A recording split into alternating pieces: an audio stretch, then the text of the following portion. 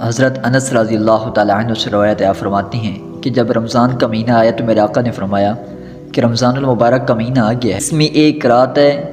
کہ جو 1000 مہینوں سے بہتر ہے، کہ جس میں عبادت کرنا 1000 مہینوں سے بڑھ کر ہے۔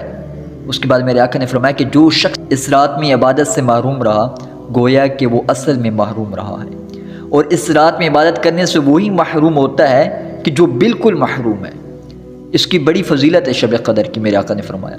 کہ اس میں جو عبادت کرتا ہے اللہ تبارک و تعالیٰ اس کو 1000 مہینے میں عبادت کرنے کے برابر ثواب عطا فرماتا ہے۔ دیکھیں وقت بھی مختصر ہے، وقت بھی کم ہے، لیکن ثواب میرا رب کتنا عطا فرما رہا ہے۔ اس رات کی فضیلت کو پانے سے کہیں ایسا نہ ہو کہ ہم پھر محروم رہ جائیں، تو اس لیے زیادہ سے زیادہ ہم کو چاہیے قدر کو تلاش کریں، عشرے کی ہر رات کو شب قدر سمجھ کر اس میں عبادت دل کھول کر اللہ کے سامنے سجدے کریں۔ ہو سکتا ہے کہ ہمارے یہ سجدے بروز قیامت ہماری